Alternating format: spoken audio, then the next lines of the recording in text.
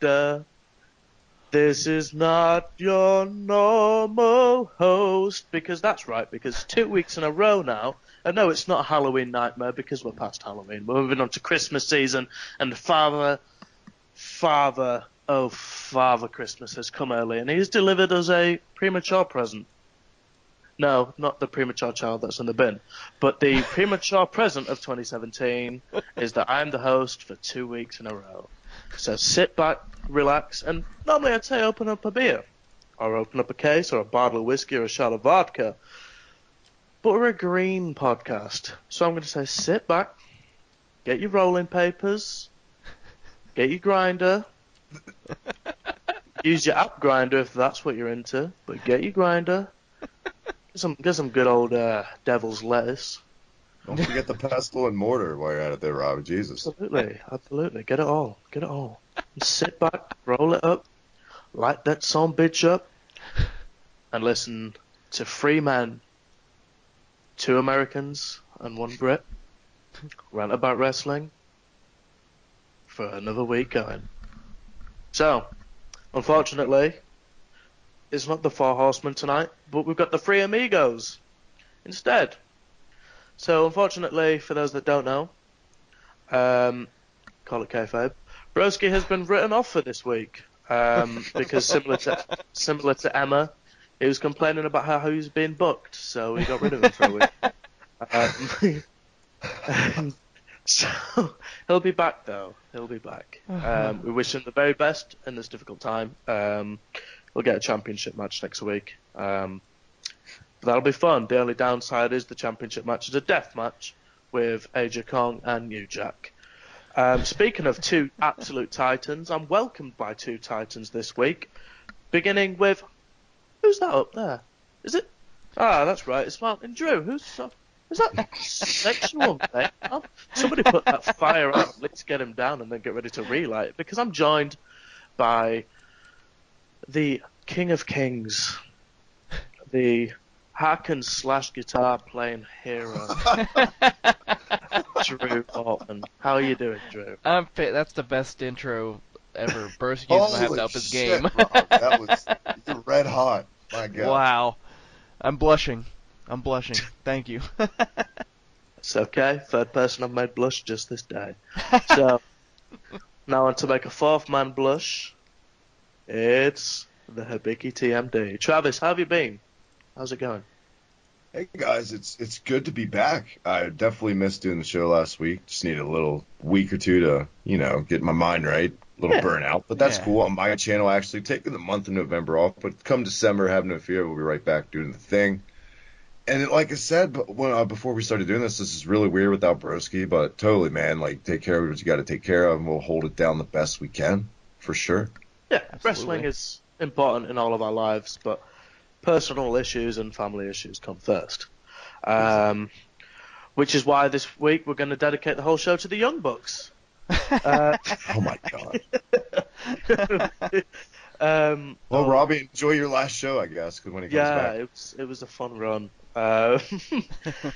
And speaking of fun run, we're going to run right into the first segment. This is what I'd like Street to call... USA, by the way, in the group chat.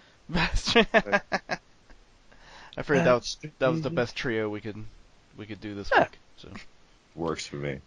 So yeah, we're going to open the show as we normally do with the weekly World Wrestling Entertainment wrestling news. We couldn't get any more W's if we tried. So, kicking off this week, which was technically last week, WWE went through their ethnic cleansing routine again and just started cutting people left, right, and centre. This week, the 3 people. I mean 3 people, not like 20. No, Yeah. Strength in numbers, they say. But, so the 3 that got the unlucky chop were Emma, Darren Young, and Summer Rae. So they were released from the WWE. How do we feel? Is anybody particularly disappointed, upset, or any issues with any of the 3 being released? I can say there's a of course, if you heard this week, there's a back and forth argument for him, I guess. but the other two, I haven't agreed with releases more than those two. I mean, why not? They're not I doing just anything. feel fucking cheated because already that's 3 characters in WWE 2K18 that are outdated. Update my roster, damn it. Yeah. Can't catch a break. That's true, though. Soon, before you know it, you'll be paying a microtransaction to remove people from the game. That's how they're going to start moving. People are so lazy, and that's where we're at. Not to turn this to a gaming podcast, but since WWE, real quick, there's a feature, the accelerator feature. You've seen this, where if you spend $5 US, you can unlock everything in the game. For me, that takes for a wrestling game, that's the main thing to keep me going with playability. You know what I mean? Absolutely. To unlock things. If you take that all away, then it's just eh. Yeah, it's like when I was playing 2K, I skipped playing 2K17. It was horrible.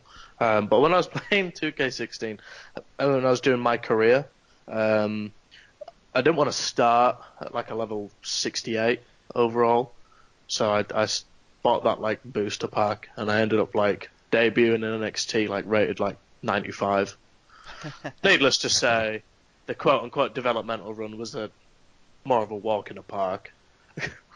I will say, for this career mode, from what I've played, I don't not like it so far. I'm in NXT, but it's hard. You have to grind your ass off like you would in a Final Fantasy to level your guy up. Or oh, wow. I hit in my second match ever, I hit Hideo Itami with everything, and it did nothing, and he just ended up beating my ass. So you have to spend credits, and they get you there, but it's fine. You know what I mean? That's playability. That's why you're playing a game. So, sure. And it's I like so far, not to turn it into that, but I've liked the game from what I played.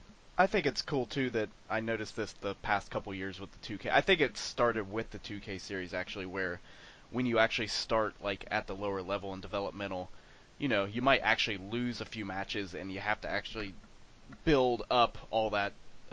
All your stats and everything, when in previous wrestling games you could just run through it with no problem. Yeah, that makes it a lot better. And then this, to get your attributes up, you have to spend the currency in the game to do that. It's the same currency I have to use to unlock wrestlers, so I'd rather it be wrestlers right now because I'm so new in the game. So I'm not doing a lot of. So instead of having just nerding it out. Basically. Instead of having bigger arms, you want to get Doink the Clown. I'm shocked. I'm shocked he's not unlockable. Some of the Typhoon's in there though. Typhoon and Earthquake. Shout out to them. That's awesome. I bet. I want to do Earthquake's finisher with a really skinny guy. Oh, Enzo. It's just not gonna work. Enzo. Perfect. Just barely a scratch. 'Tis but a flesh wound. Speaking of flesh wounds, so perhaps the reason that Summer Rae was released was because of her absolute non-activity. I believe she was actually on televised during the... Oh my god. No, that'll happen in a few weeks. She was on one of the Mae Young Classic either recordings or the live final, and that was the last anybody saw of her. Which, give or take... Probably... Knowing Vince, he was probably like, is that stable? Great question, Shelton. Oh. I will say with all 3 of these releases, I think, and people can come at me, don't care, it's just how I feel, and I think it really is how it is. Yeah. With Darren Young, Emma, and Summer Rae, just across the board, they're just surrounded by people who, quite frankly, it's business that are better than them, and they don't, you know what I mean? They kind of didn't stand a chance, and there's already mid-level people like Bo Dallas and Curtis Axel who are better than Darren Young even, so that spot's kind of filled in a way, and it's business. They need to cut costs. It made sense. I mean, come on. I definitely have different opinions for all 3. Summer Rae actually is the one out of all 3 I kind of feel the worst for, because if you go back to when she was in NXT in 2011, 2012, she was really good if she was given time. The problem is just the women's revolution, quote unquote, and all these talented women came in. She just lost in the shuffle flat out. Yeah. And you got rid of 3 people that have been there an extremely long time and all had multiple restarts that failed. So Darren Young, you could not save that after the Bob Backlund shit. That was just not good. No, not at all. And to put another gimmick on him, I don't know what you would do at that point. I can't. Can I say something that might be a white hot take? I don't mean it to be. I kind of feel like if he never came out, they would have just cut ties a couple years ago. That's how petty I think WWE is. Absolutely. It's interesting you say that because that almost like they do hold on to those things. Like Darren Young was never, and I hate when this happens when male and female talent get released. And people always go, "Oh, he could have been a world champion. Oh, he could have been a intercontinental champion." No, stop it. He was a meme before he teamed up with Titus. He was a meme as Black John Cena, if you remember. Yeah, because he looked just like a created character John Cena with the skin tone turned down, facially and everything. He was a meme for years until like primetime players got over finally after like 3 goddamn years. It felt like. Now, if they bring in Kevin Spacey as a guest host of Raw, there's something up. Oh Kevin. My God! Drew. Sorry. Of all the people to bring out that joke. I was just sticking some pop culture in the show, damn it. That's what we do on Mountain Drew. Come after Tried and true. Continue, Rob. Good God, that was a hell of a rhyme. It's because I talked about Cena. It gave me the power of rapping. Well, to wrap up this segment, in my opinion, I think Emma's, I don't want to say hugely underrated. I actually wrote down that she's hugely underrated, and I'm looking at it now and I'm disagreeing. I think she's very good, but I wouldn't underrate her. But I will say, be the part of the show for me, if any. If I'm going to be the most bummed that Broski isn't here because as we know, he was fired up about Emma this week on Twitter. He has a lot to say. And talent-wise, she definitely wasn't the worst in the company. It's just, it's been a long time and nothing was really sticking.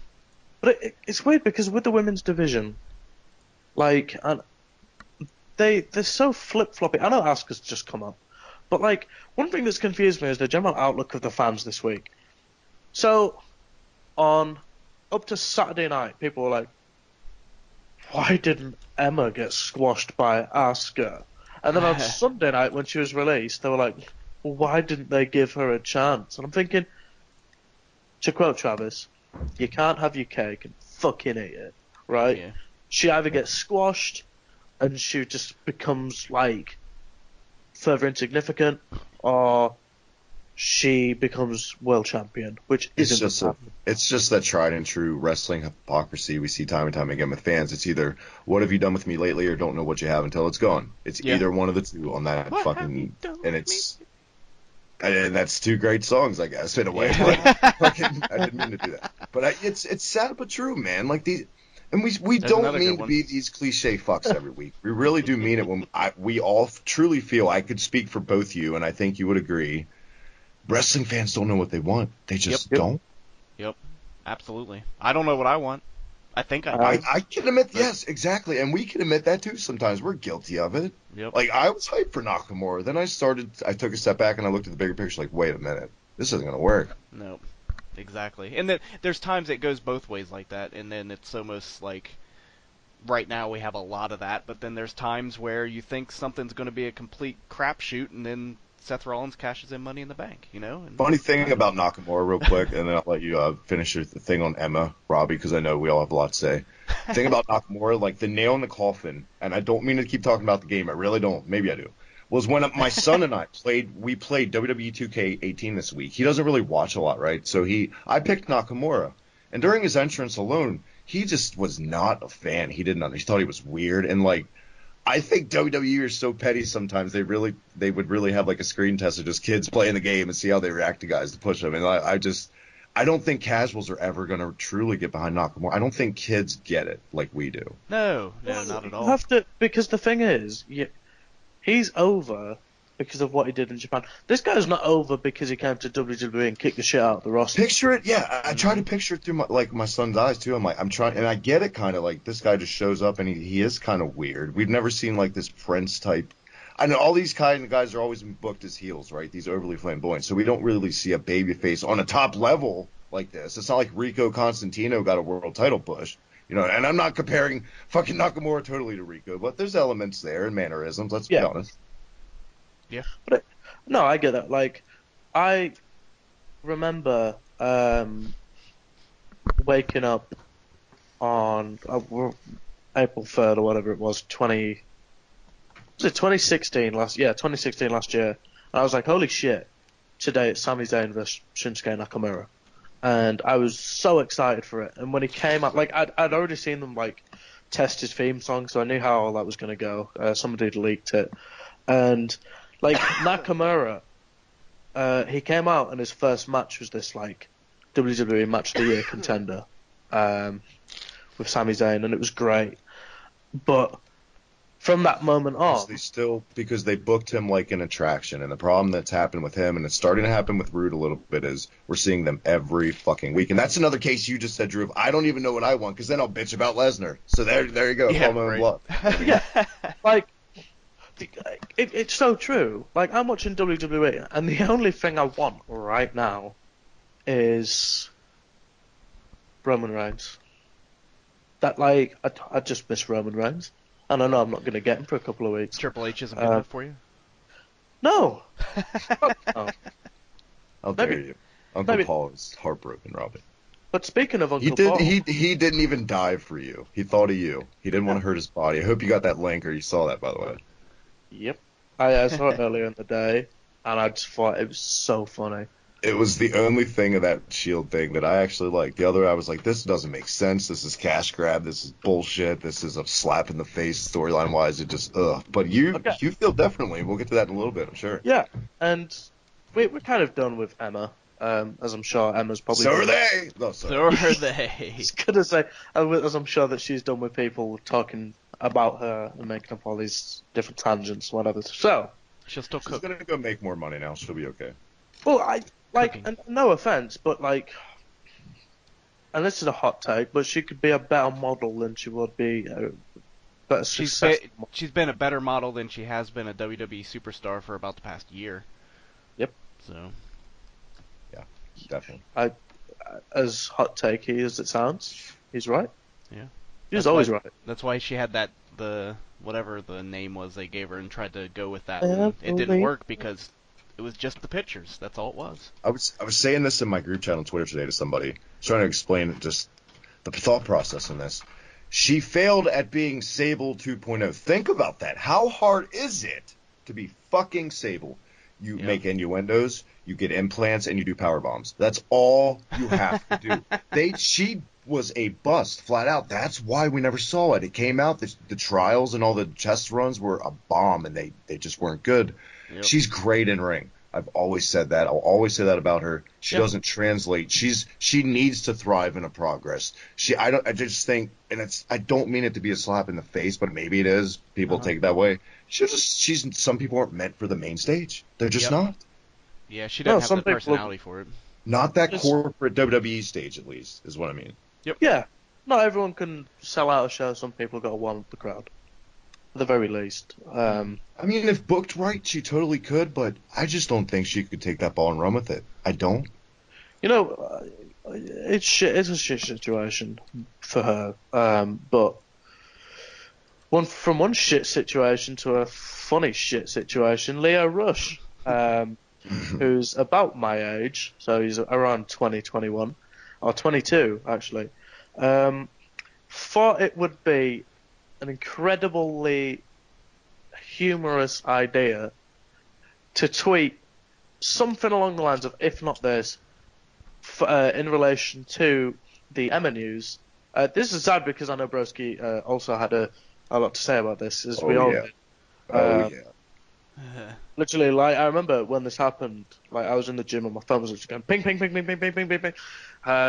And I was like, have you seen what Leo Rush said? So essentially, Leo Rush made a joke, and it was something along the lines of, I guess this is what happens when you're really not ready to face Asuka in relation to Emma being released. Then, what happened? You say you guys are the same age, but you're 10 times funnier. What a terrible joke to get heat for, by the way. It was, like, dumb. It was something, like, literally, like, a 13-year-old would... They don't realize all this kayfabe on Twitter, so they're, like, they're tweeting angles. You know what I'm talking about? Those people on Twitter. Yeah. Like, what are you doing, Leo Rush? Such a boneheaded move. And I know Broski's on the other side of the fence with it. I see both sides, but fuck, it's business, man, and you're brand new, and fuck. And, like, him and Patrick Clark, Velveteen Dream, they're from Maryland Championship Wrestling a lot around here. Bad reputation backstage. They're not the most Really? liked guys around here from all the indie guys I've talked to. Logan, who's on Future Wrestling Podcast with Broski, he'll tell you he's talked to Patrick Clark personally, has bad experiences he's talked about on his show. Wow. But on the other hand, people like Bray Wyatt, as big of a fan as I am of him, he's one of my favorite guys still, no matter how he's been booked. Shut up. You cheated on your wife. How dare you say anything? Use your head, too. I see that side of it, too. And the thing is, as well, when he said something like, Bray said that you'll never make it with the Wolves. I was just thinking, what the fuck have you done in the WWE? Alright, you had the WWE Championship that's being passed around like a fucking hot potato filled with venereal disease. But aside from that, what have you done? Are you saying that all the venereal diseases come from India because it's stayed over there forever now? Just Gender's back. Yeah. Did you see Styles is booked in England this Tuesday? We'll get to for the title. SmackDown. Yep. We'll get. I've got some interesting news regarding that one. But you know, like with Leo, I've met Leo. I met him at a Southside show. He was in a Fatal 5-Way. Was he polite to you?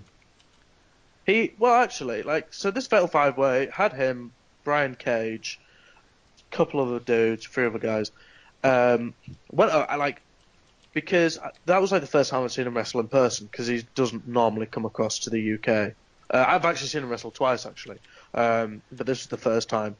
And I was like, holy shit, you know, it's so cool to see, you know, that, like, there's guys around my age that are making such a big footprint on the wrestling industry.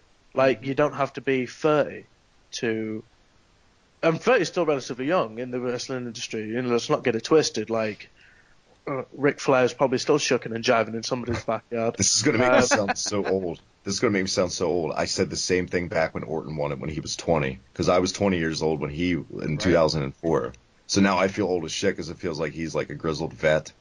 Yeah, exactly. Well, yeah. I think he actually, I was reading this week, Orton said, you know, when he did the table for free with Sammartino and somebody else, Orton said that, you know, he felt old when people were coming up to him, like, that looked old and said, oh, growing up, I was watching you, kind of thing. But, so I said to Leo, I was like, it's so cool that you're so young, like, and you're making our generation look great. And he took to it so well. And it was only like a 30-second conversation because I was in the queue just to, like, get some merch. I never did because his merch is hilariously overpriced. I ended up buying a Brian Cage merch, which surprisingly turned into a vest. Is he a good worker to see live, Brian Cage? Yeah. Cage, the dynamic between Cage and Leo Rush was absolutely unreal. Like, I'm sure that was a hell of a match. It was like Flash versus Terminator, and there's like speed versus strength dynamic. It was so good. That's what makes me kind of scratch my head on Leo Rush. He's so talented in ring. He probably would never have to cut many promos. He can get over fast because he does shit you've never seen. Just kind of keep your mouth shut right now. Like, don't get yourself heat. He could be something. I see one day. Yeah, absolutely. Like the thing is, as well, he's young, so the young people can get behind him. He's impressive. He does shit that people haven't seen before, and he really does. Like, I know he lost in his first match to Velveteen Dream, which that's fine. Yeah, that's fine because obviously Velveteen Dream's facing an undefeated. He got his shit in. Is the thing. He looked good. He looked great from the get-go, so it's not an issue that I would have. And essentially, 205 Live is on fucking life support right now. So, you know, I figured he'll end up there and maybe help try to turn it around somewhat. I'm sure he'll get a buzz if he goes there for at least a month, maybe. Did you see who else is getting sent there, by the way? I did not. I've been out of the totally this week. Hideo Itami and who was the other one? Robbie, did you see that? I'll have to look it up. Poor Hideo. Not really read much into it. All that time rehabbing, and that is his reward. He's going back to Japan soon. Anyway. Fuck that! Get out of there. And Rockstar Spud. Oh, that'd be cool. Yeah. I heard about them signing him. I don't know any further details. I'd like to see him beat the shit out of Enzo. That'd be pretty sweet. But Rockstar Spud's wrestled in Progress recently, 2 or 3 times this year, I think. Makes sense. It's been really, you know, he can capture like the attention of the crowd. He came out to Living on a Prayer. He comes out to Living on a Prayer. So he gets For some over. reason, I can see them having him manage Pete Dunne and have Pete Dunne dominate 205 Live, kind of like the new Neville.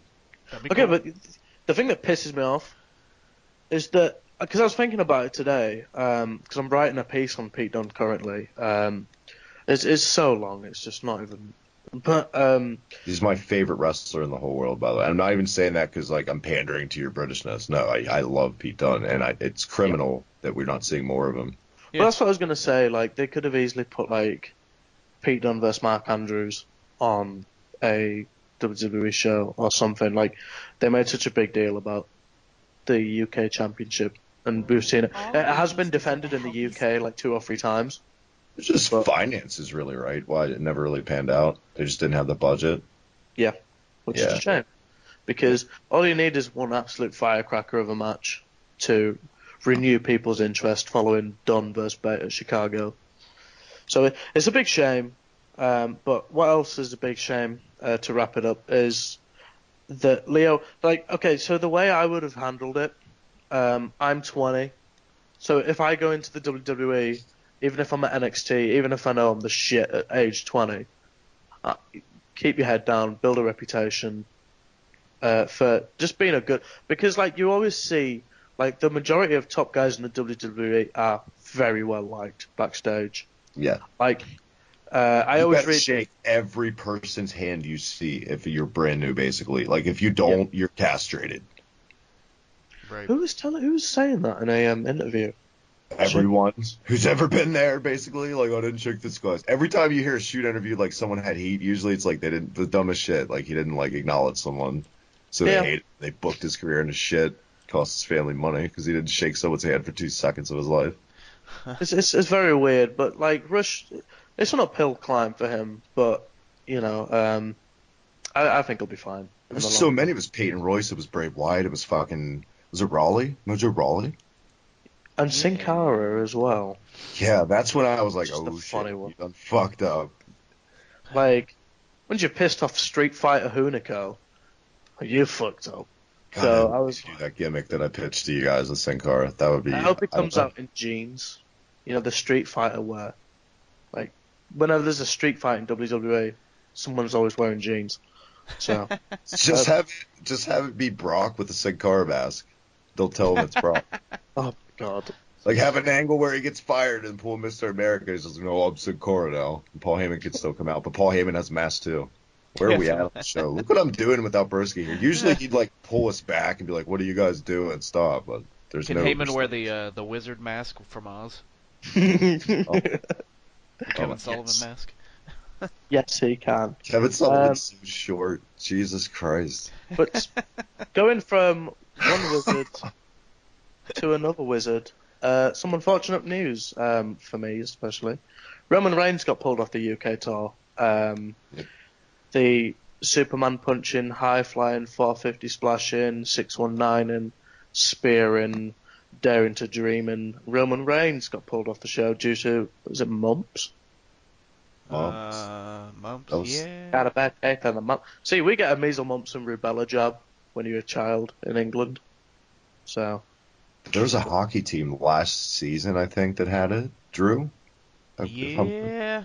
I remember hearing there was a lot of news about it, within the last year, and I hadn't heard anything that term used in a very long time. It's like polio. It's like this 1950 shit's coming right? back. We saw Surge, the soda, come back, and now the mumps are coming back. Shit. It might be related. Just saying. Don't drink that shit. I want to see next will be a Kick picture of Roman Reigns with mumps. I won't judge him. I just want to see him in case people are thinking it's a work, and Reigns just sends a picture of his. It probably made him look like Alpha, managing the head, it aged him, looked like he had the mumps. Not a handsome man. But something that's not particularly handsome, and something that you could say looks bleak. The future in WWE supposedly looks bleak for the club as of right now. Gallows and Anderson are reportedly unhappy with their role, said they're not being taken seriously. They enjoy having fun, especially when they came out as Tex Ferguson and Chad Dubad. That was fucking great. That was amazing. Apparently they sung Wonderwall by Oasis at a house show. They did. They did. They sung it with Bo Dallas and Elias playing the acoustic guitar. Champagne That's so awesome. On Raw. That's all I'm saying. Oh, that just popped up on my screen just now on Twitter. That's funny. It was amazing. Like, it was actually really good. So, unless they want to have like a White Temptations between the four of them, I don't know where they're gonna go with the Good Brothers for now. They could go. I don't blame them, man. I do not blame them. They had so much hype going in. I feel like they should have still been a stable with somebody by now, at least. Well, see, they're forming one with Bo and Elias, and they're going to be this group that they're like this outcast of the social, like networks, the social outcast. which is 10 times cooler than just putting it with AJ Styles, right? Right? Yeah, I know, right? Just pull the trigger already. You know what? They'll go over back to Japan, feud with the Bullet Club, have Neville be with Gallows and Anderson in New Japan. There you go, feud. Don't even put that image in my head. I do. That's my material for tonight when I go to bed. God. So to plug that one up, we're going to plug something else. So we're going to take a short break, and you can hear a lovely word from one of our good friends. Hello everyone, it's me, it's that motherfucking broski, and I'm a little bit heated today, guys, and I'm going to talk about Leo Rush, because as someone who believes that you can joke about just about anything, I think the internet raked this poor kid over the coals for absolutely nothing. He made an in-kayfabe joke. It really wasn't that offensive, and oh no, Emma lost her job and now we all have to protect her. You're all virtue signaling cunts. You're hypocrites. Everybody, and I mean everybody, and I include myself in that category, everybody has said something at some point that they regret. Oh, but broski, he works for a big company. He should know better. I agree with you. But at the same time, does he deserve to be raked over the coals for a joke that was innocent? It wasn't malicious. Leo Rush wasn't sitting there pounding on his phone furiously saying, I'm gonna fuck with Emma. Fuck Emma. Ha ha ha, I'm an evil Leo Rush. And all these WWE superstars coming after the guy, Bray Wyatt in particular, Mr. I cheated on my wife with a fellow employee. Let me ask you this, what's worse in the eyes of a company? Someone saying something mildly offensive to people who have a stick so far up their ass they can't walk straight? Or, an adulterer in your company? I'll let you decide, Internet, but if you ask me, Bray Wyatt is the biggest virtue-signaling hypocrite I've seen in a long time. You'll never make it with the Wolves, pal. Shut the fuck up. And as far as Emma goes, Jesus Christ, boys and girls, all of a sudden you want to pretend like you loved her? Like you couldn't wait? Oh, why couldn't Asuka squash Emma? And then Emma gets fired? Why didn't they give Emma a chance? Classic wrestling fans. You don't know what the fuck you want. You want something on Sunday, and then on Monday you want something completely different. Emma is a better Instagram model than she will ever be a WWE superstar. She was okay in the ring. I'll give her that. The girl's got skills. But let's be honest. She sucks on the mic. She failed at Emelina. And what do? Go to your work and say, boss man, give me a job to do. Then he gives you a job to do. Then fail at that job. And see how long you keep your job. And see how long it takes for people to back you up. Guess what? No one's gonna back you up because you fucked up at your job. End of story. Sorry, Emma, I'll miss your ass, but I ain't shedding no tears that you lost your job. And now, back to the boys.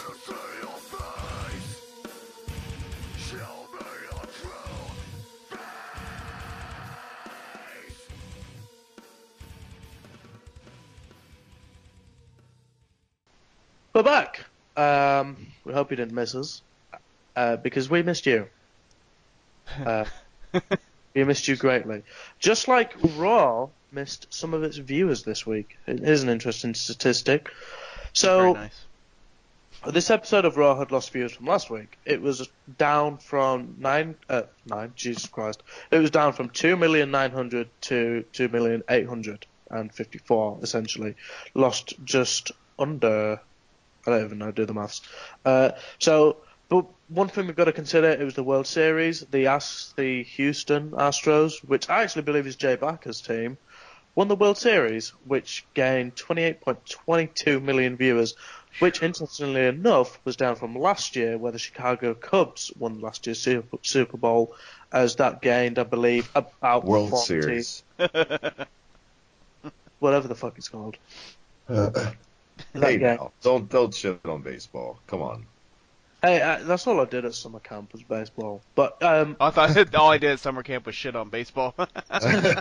no, like but last year's World Series Game 7 had 40 million viewers. So It's because Bill Murray was there. Let's admit it. Bill Murray and Eddie Vedder. That's the only reason anybody showed up. Yep. Fuck Eddie Vedder. God. So another interesting statistic on top of Bill Murray is the first hour of Raw had 3 million viewers, 3.1 million viewers. The second hour had 2.9, and the third hour had 2.5, which are all, as we suspected, are all down from last week. So, big shame, but justified because Raw was fucking horrible this week. So let's just get through this. Hit the high points. Here's a quick look in at the results, so you can kind of see what I mean when I said Raw was pretty unwatchable this week. So Nia Jax defeated Bayley via pinfall. You had Samoa Joe defeat Apollo Crews via submission. Intercontinental title match. The Miz defeated Matt Hardy via pinfall. Asuka defeated Stacey Cullen via submission. She beat the shit out of that poor woman, I will say. Finn Balor defeated Cesaro via pinfall. Kane defeated Seth Rollins via pinfall. In a trick or street fight, Reiner and Slater defeated Gallows and Anderson, which should technically be Tex Ferguson and Chad Too Bad. Kalisto defeated Drew Gulak. And in the Raw Women's title match main event, Alexa Bliss defeated Mickie James. To quote Broski, woof. Yeah, I was going to say, before we go... When's the last time Raw had a real main event? 1999. I literally watched the top 10 clip on YouTube this week for Raw because I saw the results and I was like, oh. So I was like, let's get it over with the fastest way possible. Good call. Yep, because, well, opening the show, it was Kurt Angle. He had the whole roster on the stage, basically apologised that they all got jumped last week. All that arena security for nothing. Just think, if it's that easy for SmackDown to under-siege them, just think about ISIS. So... Aunt Steph came back, though, Robbie. Our aunt came home. Joyce. Emasculating men in no time. The Wicked Witch of the West came home. Wicked Witch of the breasts. Yeah. That was so good. You know what? I wasn't on last week, and I do want to say, I think the SmackDown thing is dreadful. I think fans know that this whole month Survivor Series is going to be a big waste of time. This is dumb. This is a waste of time. This is filler for Survivor Series. That's all this month's going to be, and everything's going to reset after this month. And Bobby Roode and all those guys. Yeah. What I hate is that they just no questions asked team up. Like, you could have.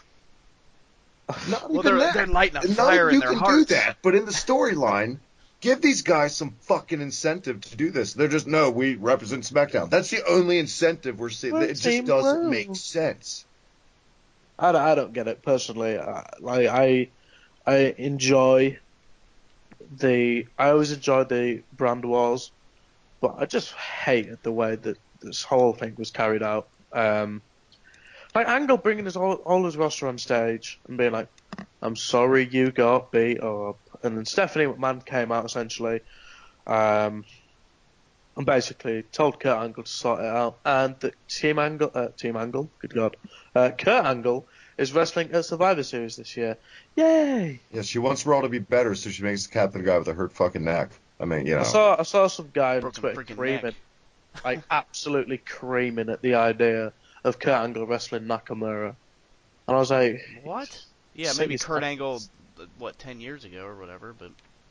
You know what? I think those guys given time on the right platform could pull it off. I think Kurt has no fucks given attitude, and I think Shinsuke is a case of he needs matches with time in them for him to really stand out, and I think they would give it to those guys. Well, I think that we shit on it now, but I think those guys would surprise us. I can see that, like, even like those last matches that Kurt Angle was having in TNA, like he was still on it and having some really good matches. I don't know, I just have this weird feeling that his ability has now passed that. He was still working Cody like last year on the Indies or whatever. That's a good point, though. Yeah, that's true. I don't. There's something about him looking at him now. I just see it, even with that short amount of time. I'm like, there's something different. Robbie'd be like, well, then you could say Suzuki worked Cody too. We saw how that turned out. That is true. Ugh. That is fucking true. I stayed away till like 5 in the morning for that match. Oh, poor Robbie. Jesus. I remember sitting there after that match and thinking, you gotta be kidding me. No weird haircut on a middle-aged man can save this match now. Fucking no, but unlike Suzuki, Angle's career crashed at pretty much the same speed that Princess Diana did. So The Miz arrived with The Miz arrived with Dallas and Axel. Angle yells at him for being late, which is funny. Miz does not approve of Angle being made team captain. And essentially says, you're defending the title later. Hey. Fox pinned Bayley last week to become the captain of the Raw Women's Survivor Series team. God, I can't be... You know what, lads, right? Seeing as I'm host this week, I'm going to get through Raw as quickly as possible. Yeah. And for the enjoyment of the viewers, we're just going to shoot the shit about wrestling for a good 10 minutes or so, just so we get Raw out the way and we can have something. You know how you've always got to have a light at the end of the tunnel? Yeah. I will never argue shooting the shit with anyone on the show. Yeah. So Samoa Joe wrestled Apollo Crews, kicked the shit out of him.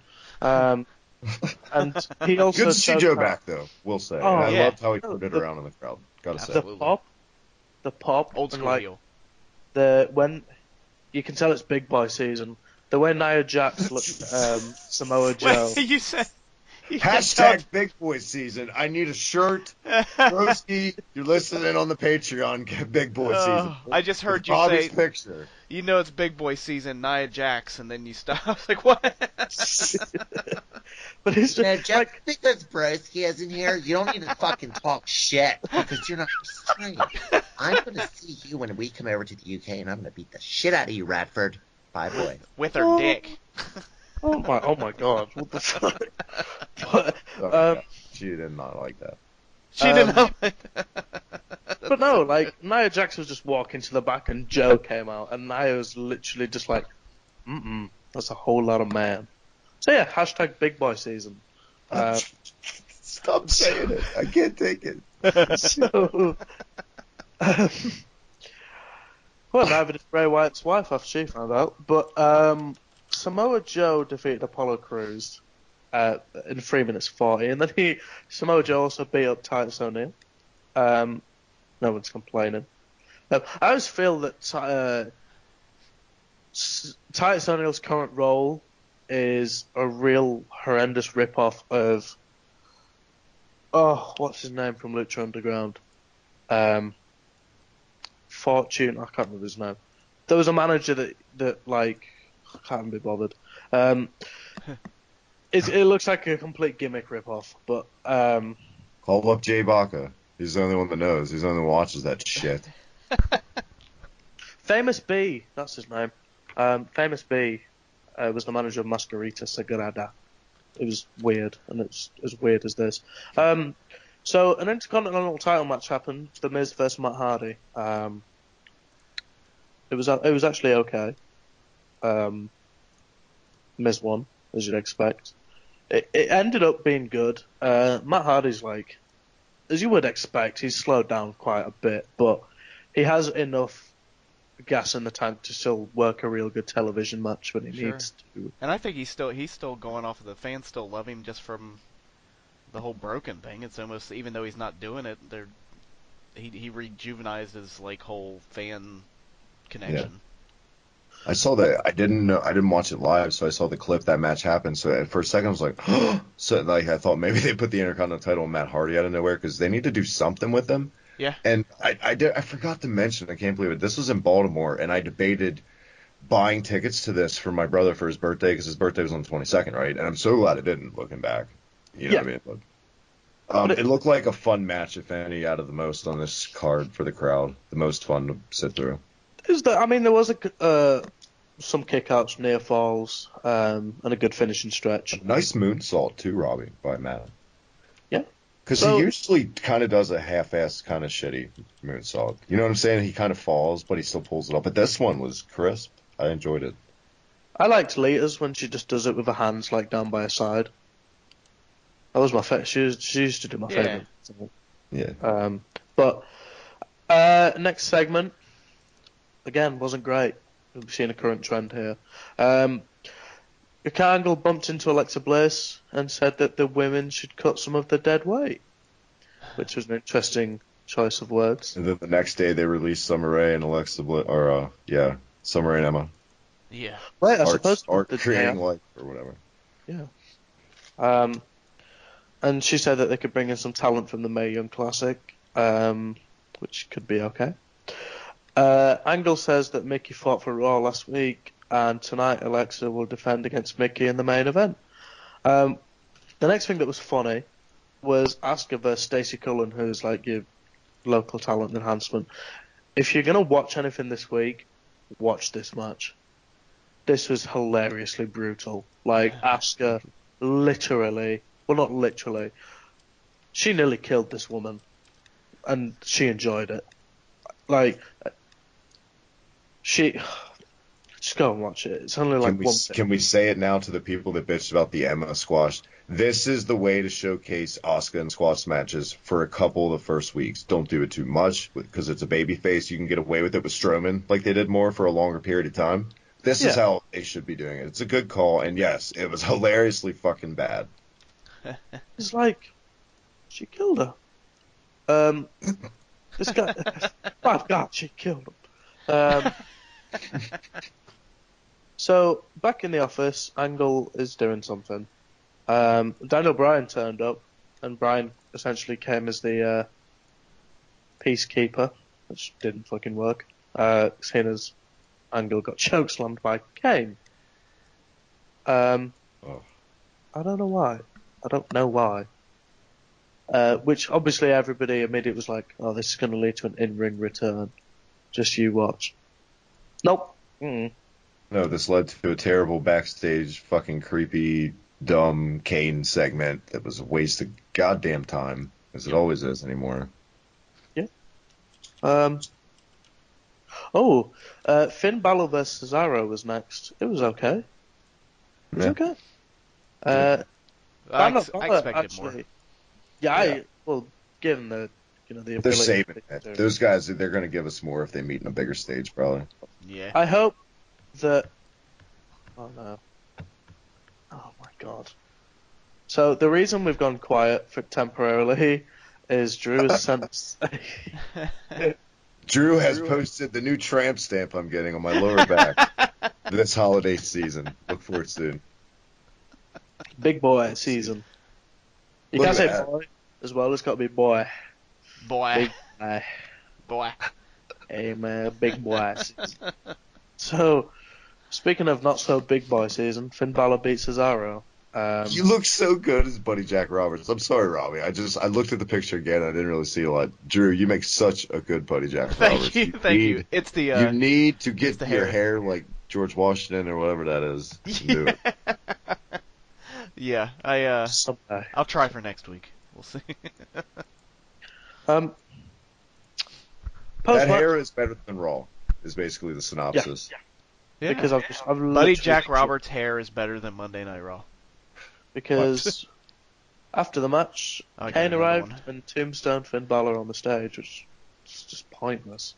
Ugh. Again, 2 times now that he's had a decent match and then just got beaten up by Kane. I get what they're trying to do with the monster and the sympathy and making Finn look strong in the end, but it's the wrong guy. I mean, it should be maybe not Joe, because I would say that for a title, but not Braun, but who else would you use? Like, this. I mean, I wouldn't even build Balor up like I would just keep showcasing him in good competitive matches with other guys that are over, and they can.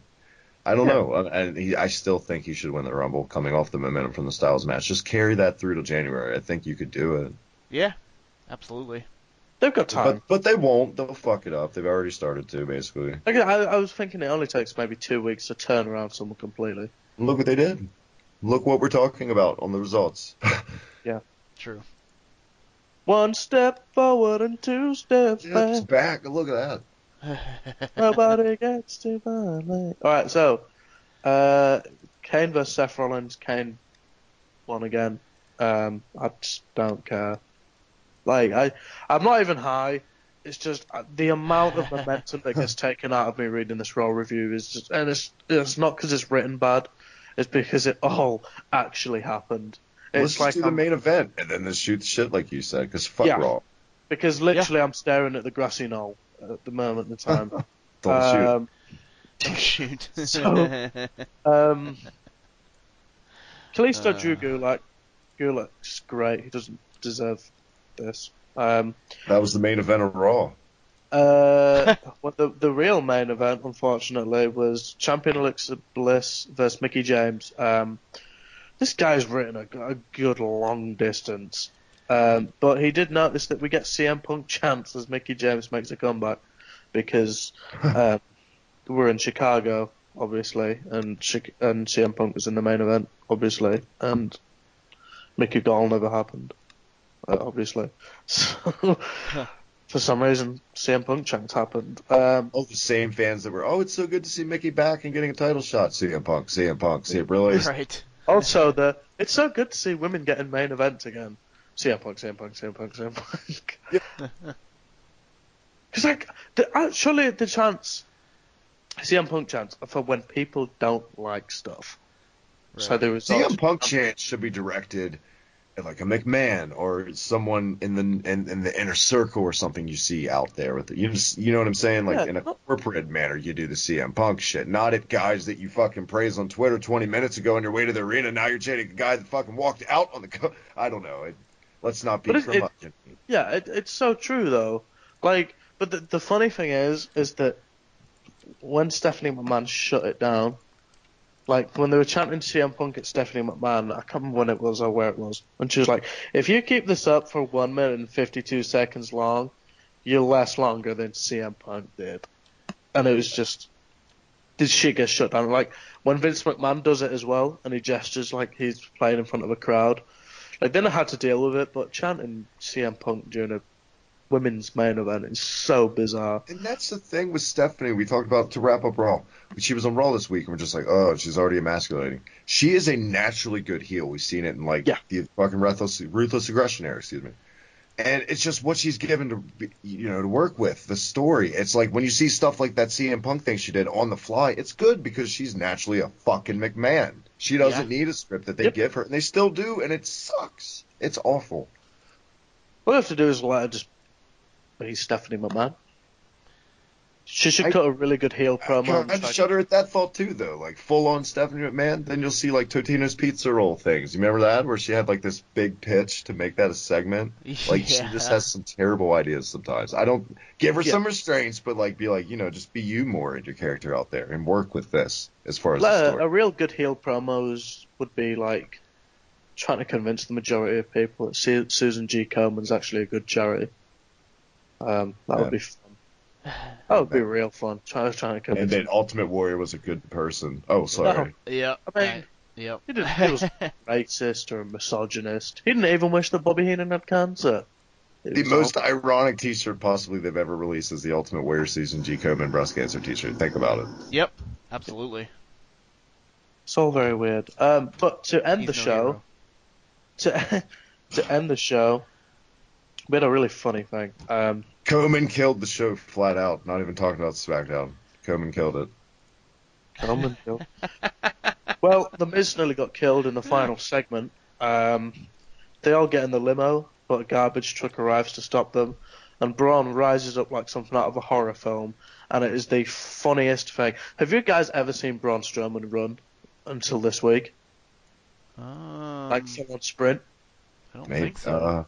Yeah, I It's don't know. Oscar-worthy. Like, the way he, like, sprints on top of this limo is the funniest thing I've ever seen. It's like, Oh. you know when you need the bathroom, but you don't want to look too hurried, but you're kind of hurried? Because you'll shit yourself if you put Yeah. full stride into your run, yeah. Like, I it's can like free imagine full that. stride, but it's still quick. I joke all the time on my channel, like when we posted going to see him live, he always kind of walked like he had to take a shit. Like he didn't want to walk full stride, or Yeah. he'd like birds would slide down. He'd He's always glitching. walks like he's got a stick up his ass. But I'm sure he's a big guy. He's in pain a lot, like a Big Show. So that's why. Sorry, Braun. Don't kill me. It was good, though. It was a good way to end the show after that completely uninspiring main event. But let's get to a segment called Shooting the Shit, because it's what we do best. I'm going to pick a random subject this week, and it's completely random. It's going to last approximately 10 minutes, but it's going to be a good filler for the lads as well as the audience. So this week, in the Shoot the Shit week of wrestling, we are going to talk about war games. Because, Yeah. only because the NXT recently announced that they were going to be bringing back war games, and the reason why I brought it up this week is because it was confirmed this week. Also, I believe, but let's just talk about war games.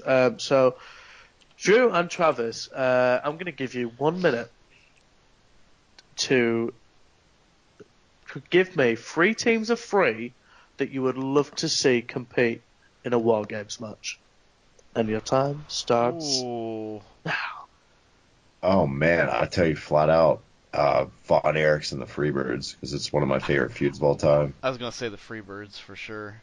Maybe like the Freebirds and then like Arn and Flair and Tully. And are we doing like? Did you say 3 teams of 3? Maybe like ultimate like cum shot all over the face matches, like in the prime of like Attitude Era WWF and Nitro in Yeah. the War Games. But that, I mean, that's obvious. But Yeah. I would That'd love be to see. awesome, too. I think Freebirds and Von Erichs didn't need a gimmick match. It was that intense, but with that, War Games it would have been badass. Can you imagine if they would have done the after the buyout, the invasion, and done like a War Games to top it all off, like a big. With Sean O'Hare and Mark Jindrak. and fucking, I know, right? ugh. It could have, it without contracts, it could have worked out better. Yeah. Yep. Yeah. Absolutely. So if you had to pick a team of 3, like an all-time dream team of 3, to be like your representative team. Oh, like our little Mount Rushmore team's going in there to fight Yeah. it out? Oh. Okay. All right. That's okay. You go Bret- first, Drew, because I want to take a second. Bret Hart, Kurt Hennig, and AJ Styles, just for fun. All right. I'm gonna hit you with a little '89 Steamboat. I'm gonna throw another yeah. left at you with a little late '96, all '97 Steve Austin. My God, how could you not? Absolutely. And for a personal personal mark reasons, '95 Shawn Michaels in ring. My God. There you go. Absolutely. That's a good team. Steamboat, is the ultimate babyface, and I've always loved him ever since I was a kid, ever since I had his figure. For some reason, I always thought martial arts gimmicks in wrestling was so awesome as a Yeah. kid. Like now, I'm like, with Shinsuke, you know what I'm saying? But back then, it's always like the cool hybrid thing. I don't know what it was. Just No, always one of the guys. let me confirm. You said 91 Steamboat, right? No, 89 Steamboat. Yeah. No, God, I see what you did there. Not Yeah. the drag. I did think that was cool too. It was cool I mean, as a it's kid. Cool. Like he Yeah. remember, like in the shoots, he learned from a circus performer. Yeah, to, like, absolutely. put the fluid in his mouth, and it tasted like piss. Apparently, hated it. It was piss. What about you, Robbie? What's been sent? Sorry, I'm What making has been T-shirts sent? this evening. Okay, let's see what it. Oh, fuck's sake! Spot on. I had it written down whilst I was listening, and I can't find it. Lord Steven Regal. Yes. I really did like him. When he How was about- a TV champion. Well, hell, how about just the Blue Bloods? It's 2 of them. It was Bobby too, Eaton. Bobby Yes, Eaton. I was about to say it could have been good if they took it more seriously with him and Dave Taylor, but Yeah. The Bobby Eaton thing, it was funny, but then it was like, no, it's not going to be serious ever again. Yeah. I imagine Steven Regal and actual Bobby Eaton. That would have been pretty cool. There's Robbie's team right there. Bobby Eaton, Dave Taylor, Steve Robbie Regal. Eaton, exactly. Robbie Eaton. Oh, there's another photoshopping coming, I'm sure. As much as I would like that. Wait, you've been Robbie Eaton before. I remember that I one. think I have, yeah. Yeah. I'm One guessing of 1,000 fucking, gimmicks. Pete Dunne is going to be on your team, I'm guessing, at least. I'd have like a bruiser team. I'd love to have like Mustache Mountain.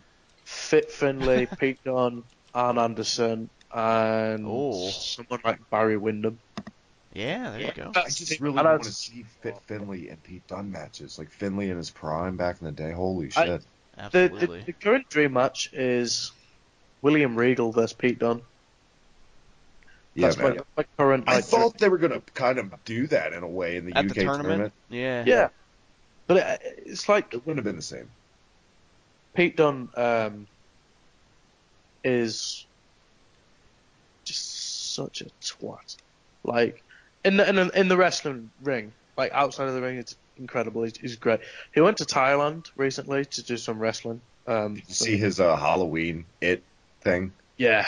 That Last was year, creepy. last year he was the Joker and Nixon Newell was Harley Quinn, I believe. So that was fun. Yeah. But that was yeah. Okay, let's see.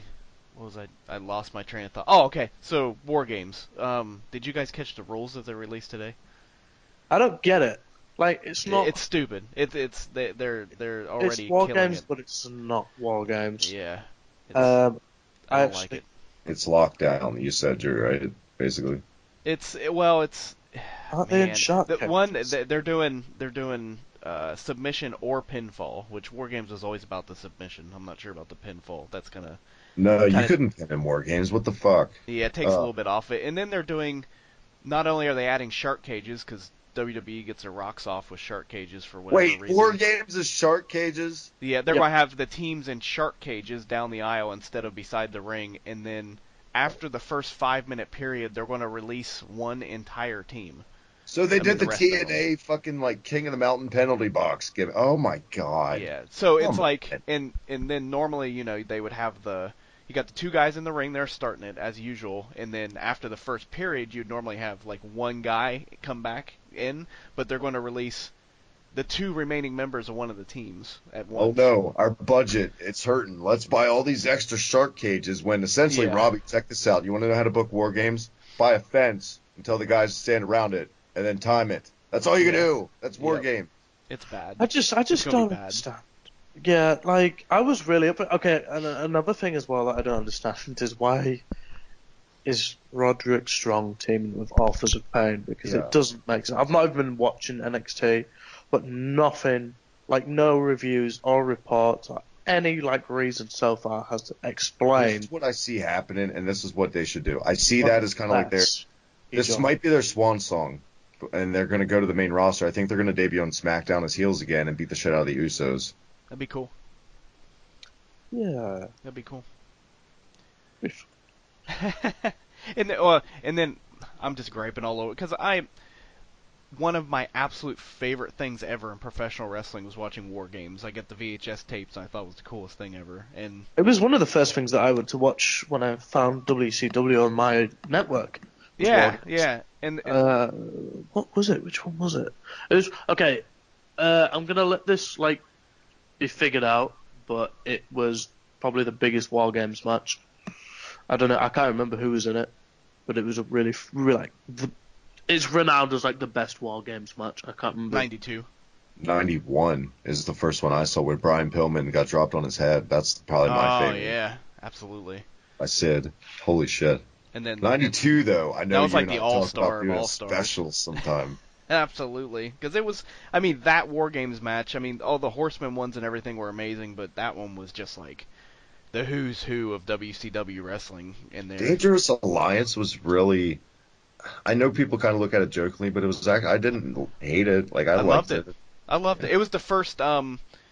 Growing up watching wrestling, it was the first big heel faction that I was introduced to, and I thought it was amazing. It always stuck. I had a WCW magazine. I had like 2 in my life as a kid. And one of them it was a poster of a dartboard, but it was Paul Heyman's face on it. I still have that poster. Do you? I absolutely do. I wish I still had mine. It's such a cool poster. And they've used it in promos when he was running that angle, the Dangerous Alliance. Absolutely. I'll see if I can find that real quick. It's awesome. True. Robbie, what was the first War Games match? Was it like late WCW, like NWO stuff? Could have been. Oof, it could well have been. But no, like, I'm gonna. The one they did with Flair was probably the last good one, when like Kurt King turned on him. Oh yeah, I remember that one. If you War Games, WCW, this. Fuck's sake, this is just. I'm not gonna find it. Again, the same with me, like trying to think of Willie Nelson's name earlier, like. We're going to be halfway through SmackDown and I'm like, 1993. Yeah, that's what it's I think a lot of people don't realize how many War Games matches there's actually been, because originally it was like on the Great American Bash tour, so every stop they would have a War Games match, so there's footage of those. I don't know if either of you guys have the War Games 3-disc DVD set. Yep. Got it right here. Okay, so another thing we should mention about the NXT one, it was so lazy with the logo. They literally took the font from the cover of the DVD and just threw NXT on it. Yeah, it was the exact same thing. It's so lazy. So, I've just found it. I watched the 1998 War Games, which was Team WCW versus Team Hollywood versus Team Wolfpack. See, that was the last one. That was the last War Games, and that was you would think they would learn from that, because that was the first time I believe they tried it with 3 teams too, and it kind of. And they totally, with that DVD, like they bullshitted the last match on there. It wasn't a war. It was like a Jeff Jarrett triple cage match or something. Oh yeah, that was ridiculous. And they did that again earlier from like '88. It was a triple cage match with like Jimmy Garvin, and ended up like, this isn't War Games, so they cheated to add some on there. So definitely. Stupid. It was that was the weird one. I also saw the. Dusty Rhodes, the Road Warriors, Lex Luger and Paul Ellering defeated the Four Horsemen, which was Ric Flair, Arn Anderson, Tully Blanchard, Barry Windham, and James J. Dillon. Those were awesome. That was awesome. So much blood and just fight, and it was great. When you think War Games, that's what you should picture probably in your head. Oh yeah, the classic one. I always, if anybody says War Games, I just picture Arn Anderson's bloody face getting raked across the fence. He was always the guy. He started every goddamn War Games on that DVD, every one I've ever seen that he was in. Made me love him as a wrestler. And another thing, they never, ever, ever changed the formula of the heels winning the coin toss. They've won every fucking time. Have no fear. That is the safest bet in the world, that the heel is going to go up 2-1 early. And I mean, booking-wise, it doesn't make sense for the babyface, but if you're going to have it every year, you can't just keep making the fucking heel. But Dusty, God bless him, and Kevin Sullivan book it back then. They did that. Yeah. Tony Schiavone mentions that quite a bit on his podcast, saying, why did they always win? Because it would make your baby faces, I guess, in that time look like dicks. Like, well, they have 2 guys against 1. Then it's going to make you feel sympathy for the heel. But I don't know. I guess the heels would have to win, for that. But they still did it that way. I mean, yeah, a heel would come in 2 minutes. I get it. Like, it would even up. I don't know. Yeah. But so, this one's dumb. I agree with you guys. This new one sounds dumb. Yeah, they're trying to make up their own rules just so they can be dicks about it or whatever they're doing, but it's just, why change any of it when the formula before was easy and it worked, and now they're just going to fuck it all up. Like, if you're going to buy what's regarded as, like, a cult, like, classic stipulation, which everybody went absolutely nuts for when it was unveiled, what's the point in doing that? And then, what's the point in doing that? It's like saying, I'm going to bring back the Royal Rumble, but there's going to be 26 guys in there. There's going to be no top rope, but on the outside, there's going to be paraplegics waiting to be tapped. There's going to be draws, and there's going to be Zach Gowen, and there's going to be lumberjacks, pal. Oh. It's going to be a one-legged man ass-kicking contest on the outside. Yeah. By the end of it, no one's going to be able to walk, and it's just going to be incredible. Like, what's the point? It could be like what they did one year with the Royal. Like, it's going to be 30 guys and 10 NXT guys for 1 year, only 40 guys. It's like over a fucking Falls Count Anywhere match in a fucking phone box. You know what? So I hope they weird. prove us wrong. I think with all the talent in this, it'll be a good match. It's just don't advertise something and then bait and switch it in a way and put your spin. People don't want to watch your shit to see your spin. They want to see their nostalgic feels. Let's be real. If they give us enough of the nostalgia and Cole, O'Reilly, and Fish come out looking like just complete badasses, I'll be okay with it. It's bad enough, man, having the network and going back on any DVD now when you have to hear like a classic match with their overdub entrance music. Sometimes it's the shit. It's awful. Kills me, man. And they put in the bad piped-in crowd noise. It's bad enough we have to sit through that. Don't fuck with War Games. It even killed me the other day. I noticed I was watching, I think it was either an old Nitro or WCW pay-per-view, and they put Jericho's WWE music over it. And I was God! it killed me. His WCW music. It was all like, and you know the original fun fact, since we're shooting the shit, the original version of Jericho's like 80s metal theme had lyrics. It did. Did it really? I will link it to you later. It's That's tremendous. awesome. You know, speaking of Jericho, I always liked his Saliva King of My World, King of the World. I think he used it like once. Around like really early 2000s. I don't remember that one. I do. The King of My World. Yeah, that's the one. Ooh. That is the one. And didn't he also? He wanted to. Speaking of shooting the shit, in his books he requested to use "Nightmare" by Avenged Sevenfold as his theme song when he came back on one of his returns. It never got played. I'm glad he didn't. Yeah, I'm glad he didn't. It's a good song, but it won't fit. It's like, can you imagine Alicia Fox coming out to like Rihanna? Ooh. Yeah. I was thinking more Symphony of Destruction by Megadeth. Fitting the character. She comes out with a flying V in a red wig because she's crazy now. Flying V. Well, that's what we'll call her. It's her new nickname, like the Flying V, and her finishing move, she bounces off the ropes and just spreads her legs and hits you in her the face. axe kick, you could totally call it the Flying V. The Flying V. So what we'll do to make sure that Broski listens to the show the whole way through, anytime somebody says Alicia Fox on the podcast from now on, you just got to shout Flying V. Taking turns. And you got to shout it like an 80s metal guy. Flying V! Flying V! Flying V! Raw really did suck this week.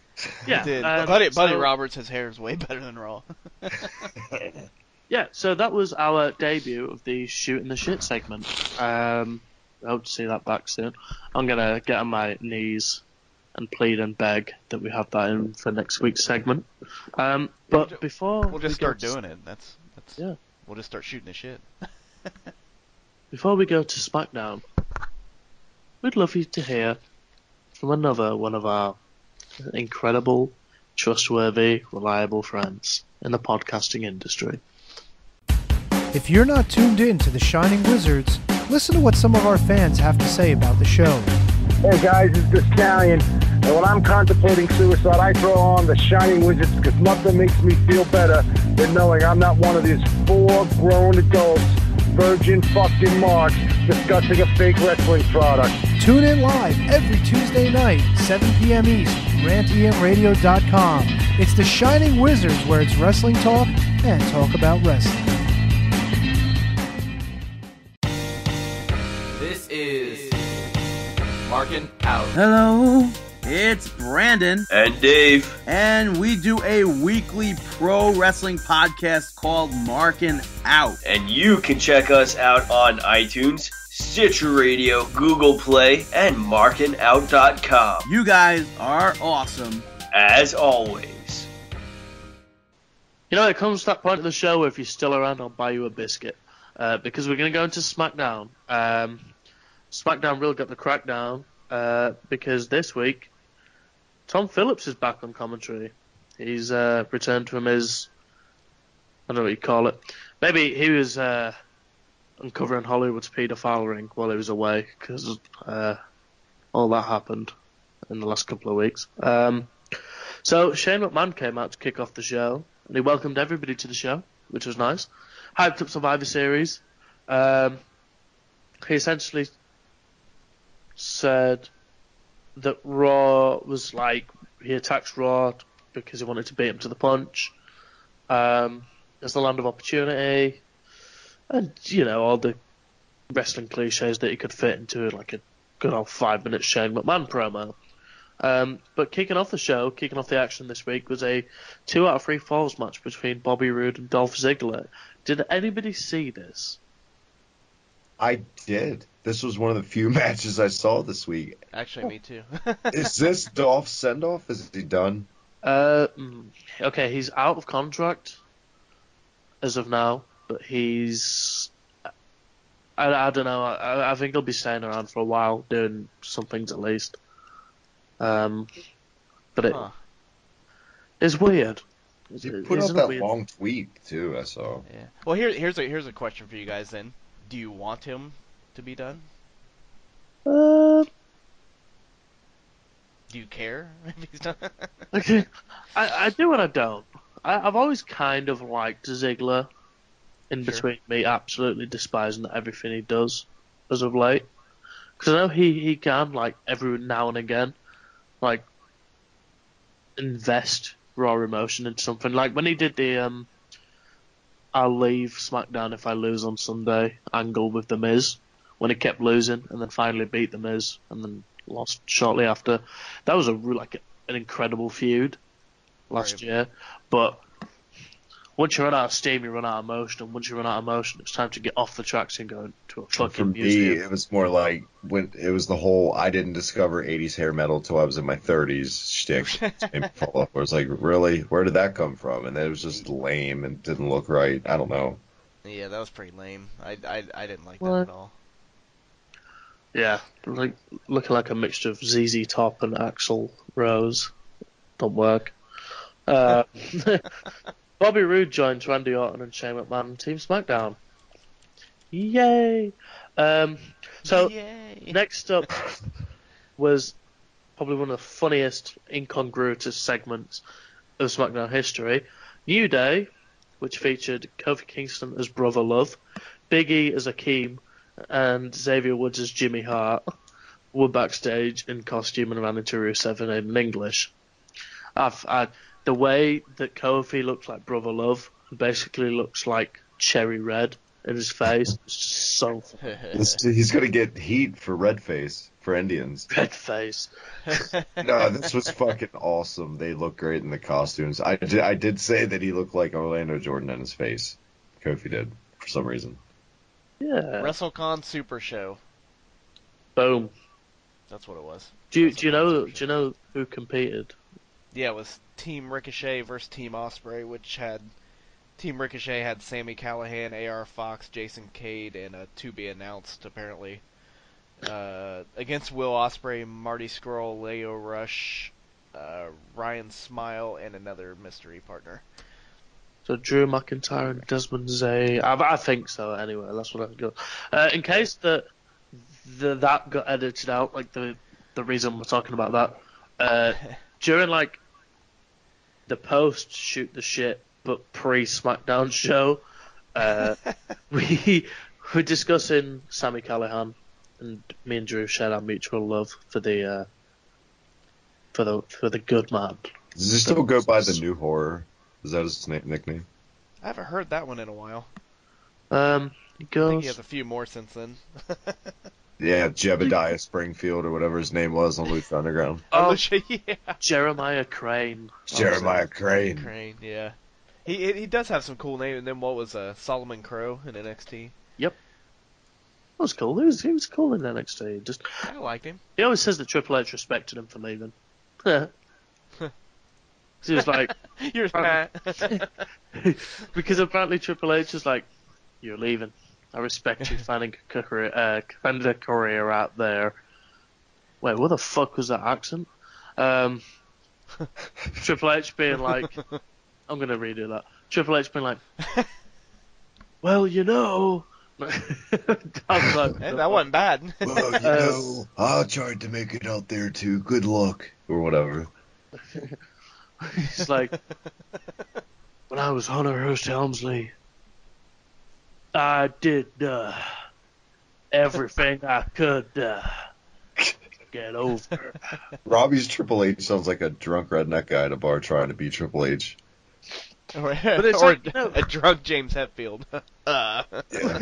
But it's like, all I was thinking of was, The Rock, when he does that promo when he like imitates like all the other 5 guys that are all going to compete in a Hell in a Cell match, and he's like, and maybe I'm going to be the gamer. Gamer. And I want to talk for 20 minutes. That's where his acting career took off. And he ended up in the Chaperone. Speaking of one chaperone to the other, James Ellsworth and Carmella.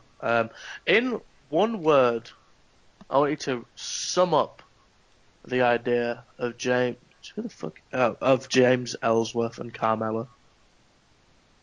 One word. True. Okay, I guess. Those free. Okay. I mean, it's Gimp.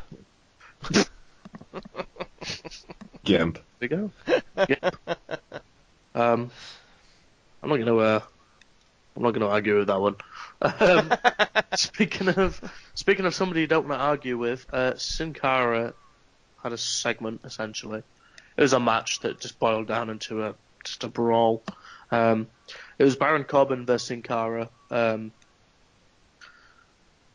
Bit of a brawl. Corbin tried to remove Sin Cara's mask, which, as you know, in Luchador is a big no-no. So they brawled all around the arena.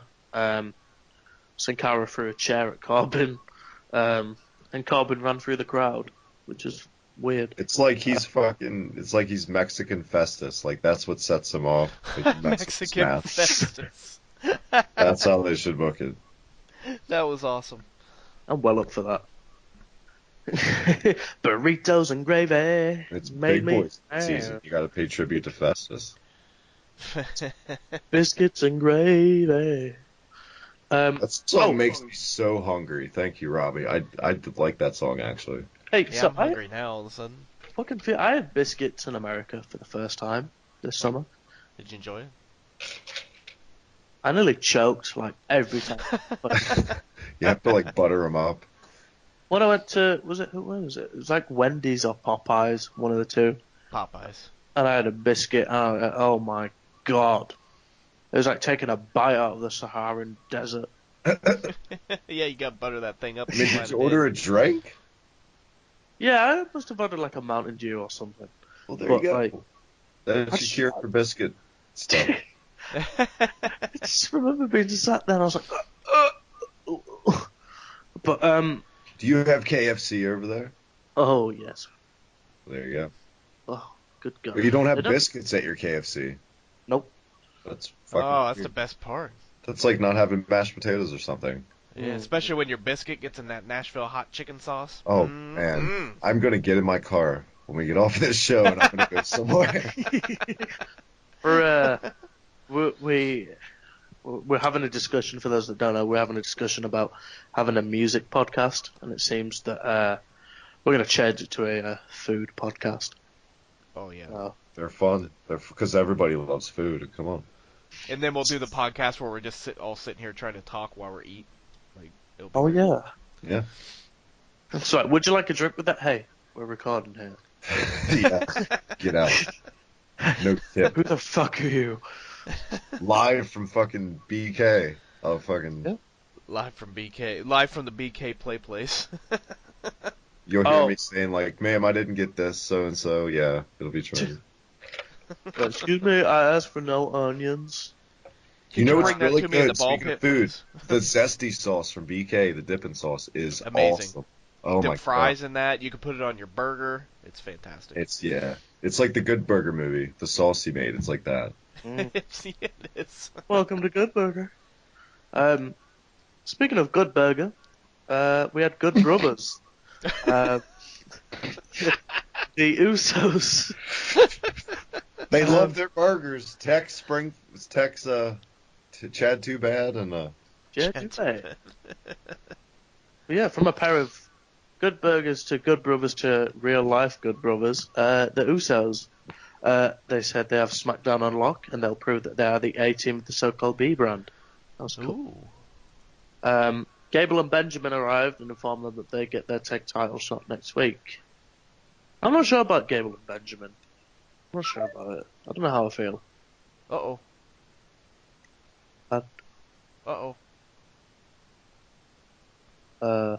We may have lost one. Okay. Okay. Battle stations. Battle stations. We're gonna pause the show. Yeah, let me just make sure the file's still good. If it says like duration 1 hour 50, file corrupted, there's a good chance I'm gonna go play on the motorway. I think we'll be okay. Travis, come back, Travis, come back. I was just doing a podcast and as I heard, uh-oh, I was like, what's going on? What's going on? Oh yeah, we're still okay. It's fine. It's still running. Sweet. We'll see if he hops back on. Give it like a minute. Yeah. Normally, like, if I wasn't working tomorrow really early, I'd happily hang about for like 5-10 minutes. He wasn't kidding about getting some food. He's like, you know what? Fuck it. They're not going to talk for another hour or so. Come back with a 6-piece just in time. He's going to come back, put his mic on mute. Mic on mute? He's going to put his mic on mute until we get to plug in the show. And he's like, oh, I'm back, fellas. Sweet. That's awesome. Oh, God. It's going. He said... Twitter. He said my laptop died.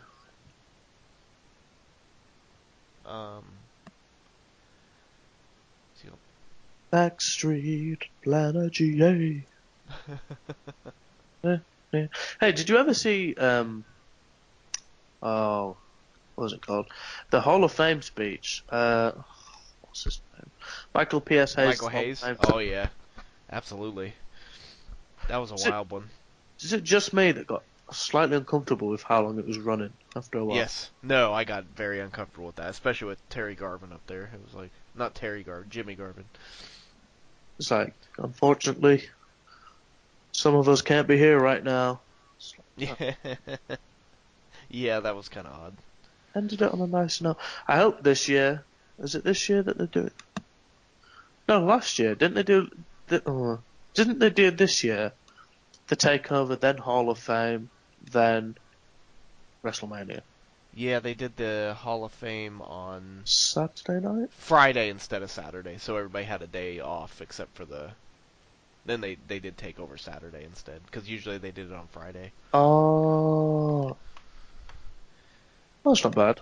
Yeah, so everybody didn't, because they were always complaining every year about having to stay up really late for the Hall of Fame and then getting up early to do everything the next day. I was gonna say the one I remember there was one time that absolutely blew me off. Like of a wrestling period. Oh, it was around last August, around like the end of the G1 time, and there was like 4 or 5 shows in the space of 2 days. I just remember like I took the week off work just to recuperate because like there was like you had your NXT you had your 2 WWE shows. And then you had, like, a New Japan show. And then you had, like, a Dragon Gate show. And then you had just all sorts, and it was horrible. It was a horrible period. Horrible.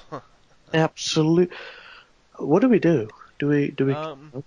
I'm kind of seeing if he's I don't know if he's plugging it in or if he's just calling it a... I'm guessing since he's not responding, he must be trying to get it fired back up. Yeah. Oh my god. That was unprofessional. I'm gonna put this link in the Skype. It's all the shows from Mania Weekend last year.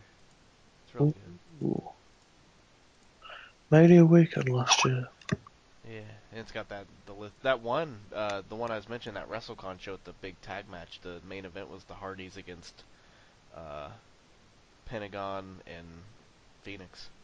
That sounds nice. And it has a TLC match of Brian Cage versus Johnny Mundo. Oh, for God's sake. Brian Cage, is such a freak. Like, I watched him wrestle Nakajima. Katsuhiko Nakajima in Pro Wrestling Noah. And it was so bizarre. It was... Oh, I want KFC now. No. Backstreet Atlanta. Was it the Fabulous Freebirds? Was the first song with lyrics on it in pro wrestling? I think so. They were one of the first ones to really use theme music a lot. So. And then they had a bunch of different ones too. Like that was the one that got the most popular, I think. But they had a few other ones too. Michael P.S. says he's a racist. Except when he's Doc Hendricks. That's very true. You can get away with it with some gimmicks. Just pretend to like blackface and go for the Nation of Domination. Doc Hendricks is Nation of Domination. Doc Hendricks is his own like Black Panther society. Like he had everything. I'm sorry I ruined your Black Panther party. Oh, Forrest Gump. Yeah. Get out. It was like my favourite, like, up until a couple of years ago, I always maintained that was the best film I've ever seen. It was great. I still watch it every time it's on. It's just the way he's so fucking oblivious to everything that's going on. Yeah. You just stepped in dog shit. Oh, it happens. It happens. It's just like, well, before that, before I knew anything else, they brought out this shit happens t-shirt. I was like, what the fuck? Or the smiley face thing. Yeah. The mud. It's just funny as fuck. He's running through like the middle of like the desert, and he's like, "I'm tired. I'm gonna go home now." Yeah. He just turns around and starts walking the other way. The crowd's like, "Well, what do we do now?" Right, so we've got like a podcast on music, a podcast on food, and a podcast on Tom Hanks quotes. Oh, that'd be amazing, because I love Tom Hanks quotes. I'm just scared that with all these celebrities coming out as like pedophiles. Yeah. Tom Hanks will be the one that be the superhero and kill them all. Is either going to be, you either die. Where was it? Oh, what the fuck's that phrase? You either die a villain. No. You either die a hero, or you live long enough to become a villain. Oh, there you go. I like it. And unfortunately, Dustin Hoffman. Kevin Spacey. Oh. I was good. I was like, no, say it ain't true. Say it ain't true, Kevin. Say it ain't true, Kevin. And then he fucked me, so... And then he fucked me. Oh. Well... That's a humor, though. Where's Travis? Yeah, I don't know if he's coming back. Maybe we should just put a wrap on it and we can edit it together. I want to go to fucking bed. But at the same time, I want to plug this fucking thing. Yeah, we could just do. You can kind of. I could probably edit that down to where if you just start into like the ending with the plugs, and then we'll just paste it onto the end of wherever we stopped. Oh, here's an interesting thread. Yeah, okay. So go into right. Okay, I'm gonna start back in 5 seconds. Okay. 2, 3. So, after some technical difficulties, we hoped you enjoyed the nice music that accompanied you throughout. Then we're back, and we're gonna wrap up SmackDown. We had AJ Styles versus Samir Singh, which is an absolute squash match. Post-match, Jinder Mahal absolutely brutalized the Phenomenal One, to the point where Shane McMahon then announced for this Tuesday in the UK, they're going to have a championship match between AJ Styles and Jinder Mahal, which is very interesting because it was set to be AJ Styles versus Rusev to see who was going to lead or who else was going to feature in the SmackDown Survivor Series team. But they have changed plans, as the WWE are well known for doing. And now we have a WWE Championship match in the UK to look forward to, which is interesting because normally the UK never really get anything interesting in the shows. And I think I said this last week as well. But I don't know, I'm very happy. Like, even if Jinder wins, which I don't know, I don't know what the plan is. But even if Jinder wins, we get a WWE Championship match. So yeah, that's awesome. And it'll be it has even a little bit of just intrigue to it where, anything could happen. You never know. They could do a quick hot swap of the title for some reason. So it's like AJ versus Brock. Dude, I never even thought about that until just now you said that. That would be awesome. AJ versus Brock, boys. God, that'd be awesome. Speaking of awesome, we had a Bludgeon Brothers promo, which was followed up by Rusev vs Big E, as we said. It's big boy season. It was a really solid match. Rusev picked up a much needed win. Yeah, and it gives New Day something to do. Contemporary, I know it's a short thing, but they can feud with Rusev and English for a while. Because the New Day are going to be out of the title scene, I imagine. Yeah, because they don't. Again, I mean, we've said that before. I think on past shows, before they even came to SmackDown, they don't need them. They don't need the titles. They've held the title when they broke the record. Anything at this point is just a bonus. But no, so we went from Big Boy season to Street Fighter Hunico, justifying shooting on Baron Corbin earlier in the evening. He said that a mask is part of him, and when he puts it on, he's a superhero for his kids. He had a hard life and went through hell to get his mask. We'll go through hell to keep it. So, right before our eyes, Sin Cara turned into Zorro. So, that happened. Aiden English met with Shane. Rusev bursts in and yells, "Rusev Day." Rusev wants on Team SmackDown. Shane cuts off English's next song. He just has to beat AJ Styles, which, as we know by now, has been changed. So I assume, and I know it won't happen because they love to disappoint with Rusev, but I would assume that Rusev will now get a spot on the team. I'd be okay with that. Which no doubt they'll give to somebody like James Ellsworth, just because it's funny. Right. But then again, if Strowman and Ellsworth have another thing like they did at last year's Survivor Series, I'm okay with that. That was fun. It was time for Stranger Things. The Eggos were called the Uggos in this skit. Connor dressed up as Kane, and they think Rory's invading and attack him. All the tag teams on the bulletin board this week, and the Bludgeon Brothers light up. The lights go out, everyone gets beat down, and when they come back, the briefcase is with a puppet, kind of like in Saw, with Jigsaw saying, "Let the games begin." Right. And then for the main event, we had the Survivor Series qualifier between Shinsuke Nakamura and Kevin Owens, which I don't know if you ever saw it, but I'm sure they wrestled in Ring of Honor once, and it was insane. Yeah, I remember that. It wasn't quite on that level, but it was a very good match. They have natural chemistry, these two. Yep. I could gladly watch that a couple more times.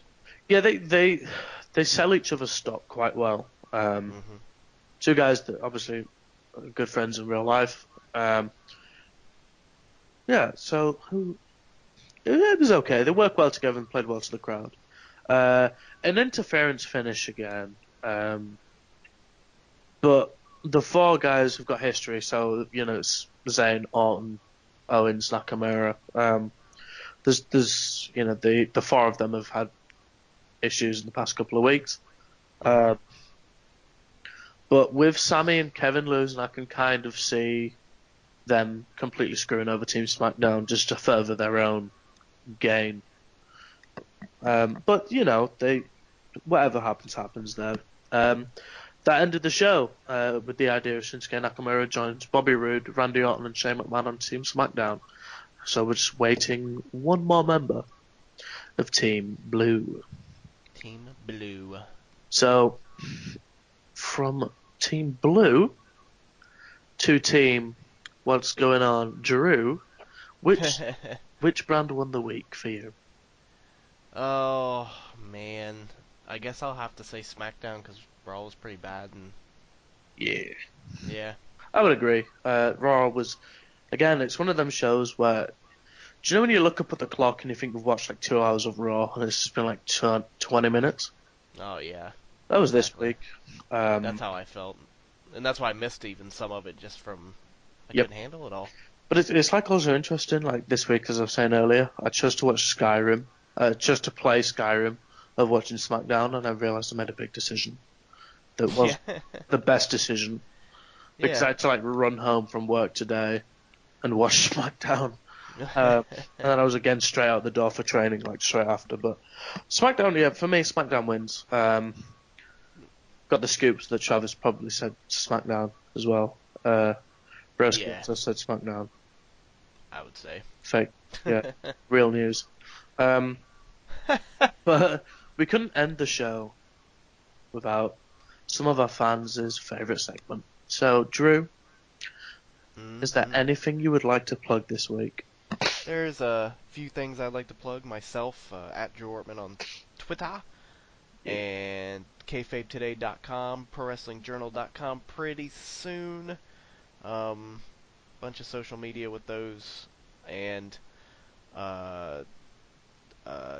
technical difficulties kept him from the end of the show here, but I'll go ahead and give Travis the shout out of at the Hibiki TMD on Twitter, and all of his awesome shows that he has going. You can find them all there. He is a master of the YouTubes. Yep, absolutely. Lots of good brothers in the in our enclosed circle are very good with the YouTubes. Yes. Once again, so Travis, you can find him at the Hibiki TMD.